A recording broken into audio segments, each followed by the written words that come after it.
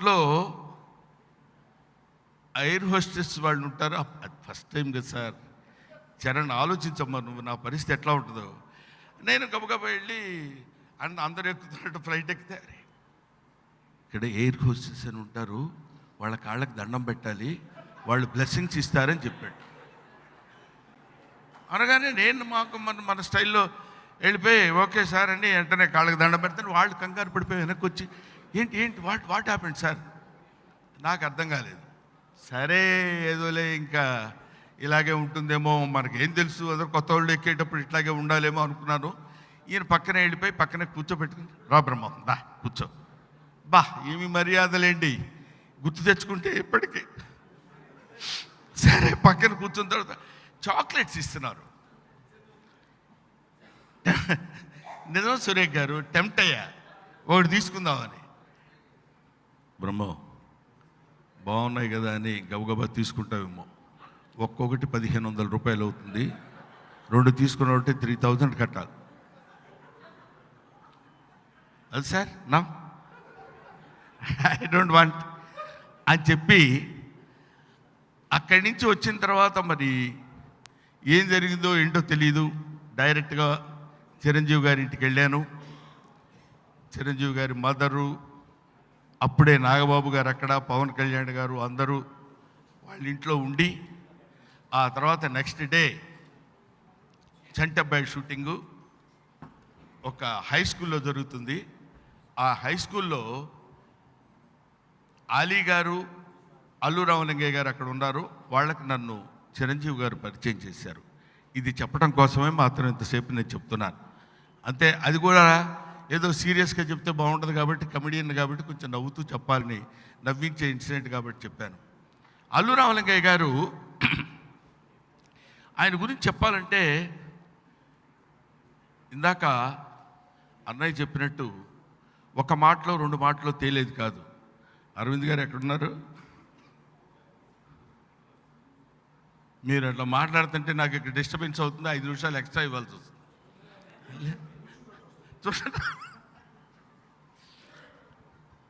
అందువల్ల అక్కడ ఆయనతో పరిచయం ఏర్పడిన తర్వాత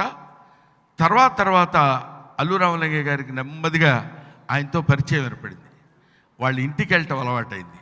వాళ్ళ ఇంటికి వెళ్ళటం అలవాటైన తర్వాత ఆయనతో నాకు పరిచయం అయినప్పుడు ఎన్ని జోకులు చెప్పేవారంటే ఆయన చచ్చేటి నవ్వొచ్చేది. అది విడిగా ఉన్నదానికంటే మామూలుగా ఆయన విడిగా కూర్చున్నప్పుడు మాతో వేసేటువంటి జోకులు ఎంతో, అంటే అది నిజమండి అమ్మతోడు నా మాట నమ్మండి, ఇంక అంతకంటే మీకు నేనేం చెప్పగలను అని అనాలి తప్ప ఇంక అంతకంటే వేరే వర్డ్సే ఉండవు. అంత అద్భుతమైనటువంటి నటుడు. వ్యక్తిగా, నటుడిగా ఇప్పుడు అందరూ చెప్పారు ఆయన యొక్క గొప్పతనం గురించి, ఆయన ఎంత గొప్పగా నటిస్తారు, ఎంత బాగా నవ్విస్తారు, ఆ నటనలో ఎంత డిగ్నిటీ ఉంది, ఇదంతా చెప్పారు. యాజ్ ఏ హస్బెండ్ ఆ మహాతల్లికి, ఆవిడ ఎక్కడున్నారో ఆవిడ పాదాలకి శిరస్సు వంచి పాదాభివందన చేస్తున్నాను. నృత జల పూరితంబులకు నూతులు నూరిటి కంటే సునృతవతమొక బావి మేలు అంటాడు. అంటే 100 వాటిని ఏమంటారు, ఉప్పు నీళ్ళ బావుల కంటే ఒక్కటి మంచినీటి బావి మేలు. ఒక్కటైనా మంచినీళ్ళ బావి ఉంటే చాలా బాగుంటుంది కదా అని. అటువంటి వాడు అరవింద్ గారు. ఇది అరవింద్ గారిని పొగట్టడం కోసం నేను చెప్పేది కాదు. ఇంక ఈ ఏజ్లో ఏం పొగుడుతాను ఆయన నేను చెప్పండి, ఆయన మాత్రం ఈ ఏజ్లో ఏం పొగిడించుకుంటాడు చెప్పండి. కాకపోతే ఇక్కడ ఉన్న యథార్థం ఏంటంటే, a truth behind it is father. ఆయన చనిపోయిన తర్వాత, చనిపోకముందు ఫాదర్ని ఎలా చూసుకున్నారో అతి తక్కువ మందికి తెలిసిన వాళ్ళలో నేను ఒకడిని. He has got tremendous love and affection towards his father. చాలామంది తండ్రులంటే చాలామంది కొడుకులకి ప్రేమ ఉండవచ్చు, కానీ అరవింద్ గారికి ఉన్నటువంటి ప్రేమ ఇంకా ఇంకా ఇంకా ఎక్కువ అని చెప్పాలి. 18 సంవత్సరాలు కంటిన్యూస్గా అరవింద్ గారు అల్లు రామలింగయ్య గారి స్మారకమైనటువంటి ఆయన పేరు మీద అవార్డు నిర్వహించి ఇచ్చి సారిపల్లి కొండలరావు గారు ఎదురుగా ఉన్నారు. ఆయన పేరు మీద నేషనల్ అవార్డు ఇచ్చినటువంటి గొప్పతనం అల్లు అరవింద్ గారి. ఈరోజు ఆయన వాళ్ళ నాన్నగారి గురించి ఎవరైనా మాట్లాడుతుంటే, నేను ఎప్పుడైనా ఫోన్ చేసినప్పుడు వాళ్ళ నాన్నగారి గురించి మాట్లాడుతుండేవాడిని. ఏరా ఇదిగా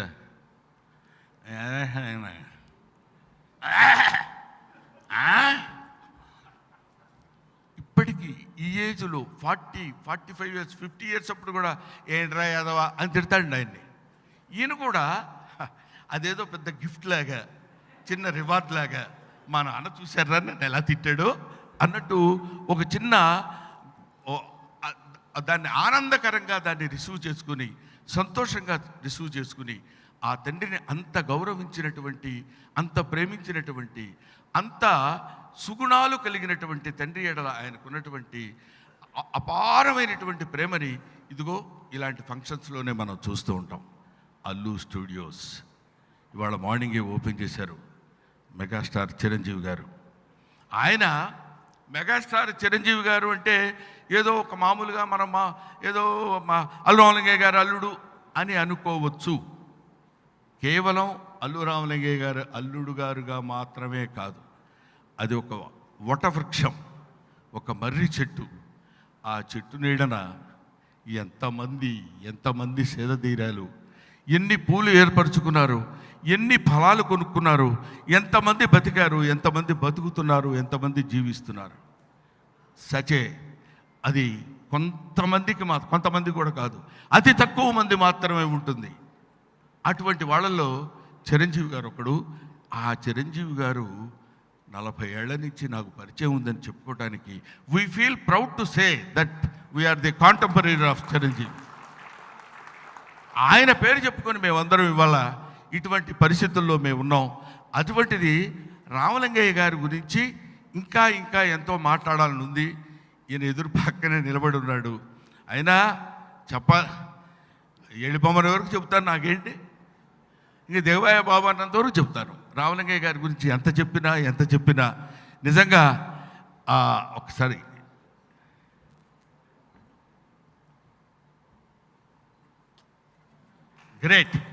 గ్రేట్ అరవింద్ గారు ఇటువంటి బిడ్డని కన్నందుకు రామలింగయ్య గారు ఎంత ఆనందిస్తారో. ఇందాక అన్న చెప్పినట్టు ఆయన ఎక్కడో లేడు, ఇక్కడే మనందరి మధ్యలోనే ఉండుంటారు. ఎదురుగా కూర్చున్నాడు మిస్టర్ బన్నీ అర్జున్.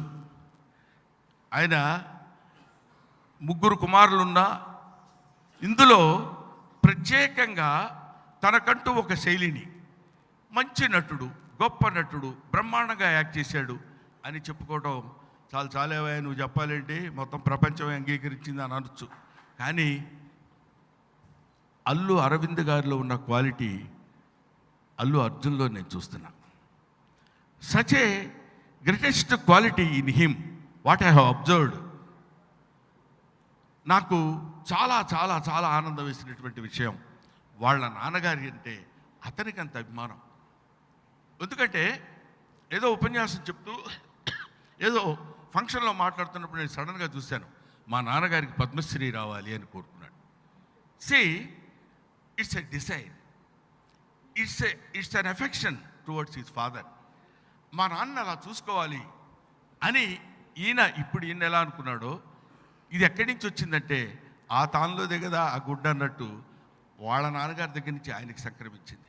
అలాగా అల్లు రామలింగయ్య గారు ఒక తండ్రిగా, ఒక వ్యక్తిగా, ఒక స్వాతంత్రోద్యమ కారుడుగా, ఒక మహానీయుడుగా మా లాంటి కమెడియన్స్కి ఎంతోమందికి ఆదర్శప్రాయుడైనటువంటి అల్లు రామలింగయ్య గారి గురించి 2 నిమిషాలు మాట్లాడుకునేటువంటి అవకాశం నాకు కలిగినందుకు నేను నా హృదయపూర్వకమైనటువంటి కృతజ్ఞతలు అరవింద్ గారికి, మిగతా అందరికీ తెలియపరుచుకుంటూ మీ దగ్గర సెలవు తీసుకుంటాను. Thank you very very very much.